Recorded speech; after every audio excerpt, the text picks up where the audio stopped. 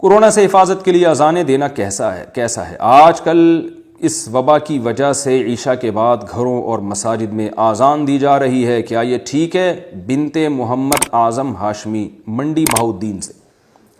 جی ہاں، آج کل لوگوں میں ایک رواج چل پڑا ہے کہ 10 بجے پورے ملک میں اذانیں شروع ہو جاتی ہیں اور گھروں میں چھتوں پر بھی۔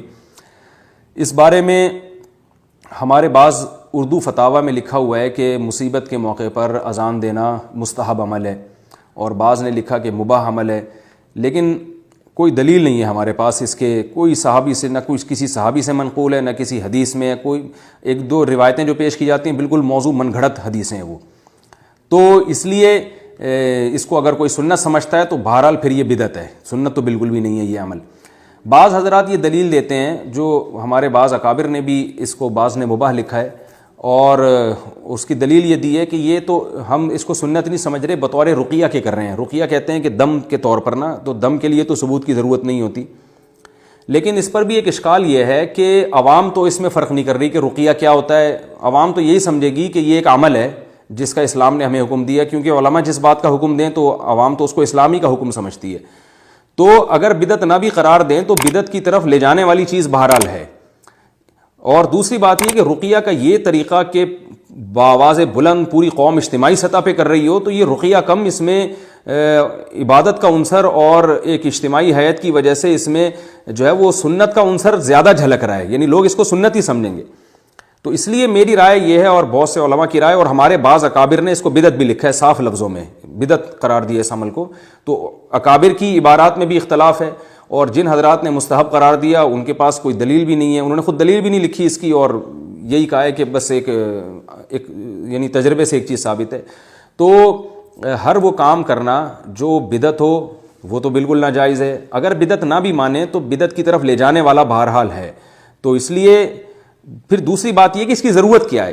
جو کرنے کے کام شریعت نے ہمیں اس موقع پہ بتائے ہیں، جو صحیح حدیث سے ثابت ہیں، وہ اتنے زیادہ ہیں کہ ہمیں ان چیزوں کی طرف جانے کی ضرورت ہی نہیں ہے۔ سب سے پہلے قرآن مجید میں اللہ نے فرمایا استغفروا ربکم انہ کان غفارا، استغفار کرو، گھر میں توبہ کرو، بیٹھ کے اللہ سے معافی مانگو، گناہوں سے استغفار کرو، تو یہ کام کرنے کا ہے۔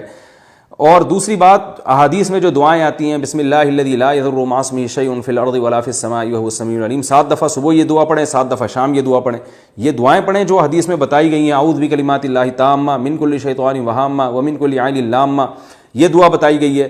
سورہ فاتحہ بتائی گئی ہے بطور رقیہ کے، اذان تو کہیں بھی نہیں بتایا نبی صلی اللہ علیہ وسلم نے۔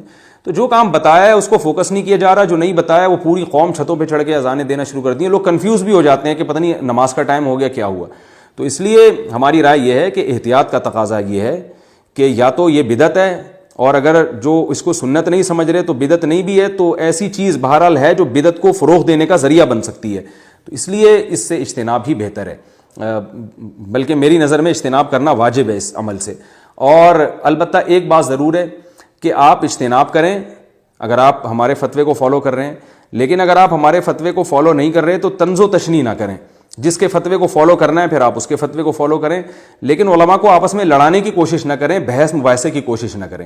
ہوتا یہ ہے کہ میں نے یہ کلپ ریکارڈ کروایا، اب یہ اس مکتب فکر کو بھیج دیا جائے گا جو کہہ رہے ہیں اذان سنت ہے، پھر وہاں سے ہو سکتا ہے میرے خلاف کوئی کلپ ریکارڈ ہو کر آ جائے، پھر جب میرے خلاف ایک کلپ ریکارڈ ہو کر آئے گا تو یا تو میں اس کے خلاف ریکارڈ کرواؤں گا، اور اگر میں صبر کر کے چپ کر کے بیٹھ گیا تو میرا کوئی فین ہوگا وہ کلپ ریکارڈ کروا دے گا، تو دنیا تماشا دیکھے گی۔ ادھر کورونا وائرس سے تباہی پھیل رہی ہے، ادھر کلپ بازیاں، ایک نئی کلپ بازیاں شروع ہو گئی۔ تو بھائی جس نے اذان دینی ہے دے، نہیں دینی ہے نہ دے، جس کو جو سمجھ میں آ رہا ہے کرے، لیکن آپس میں پھڈے بازی نہ کریں۔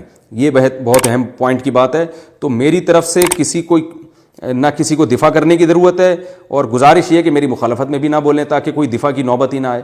تو جس کو جس عالم کی رائے پر اعتماد ہے اس کی رائے پر عمل کرے۔ ہماری رائے یہ ہے کہ یہ عمل ٹھیک نہیں ہے، اس سے اجتناب لازم ہے۔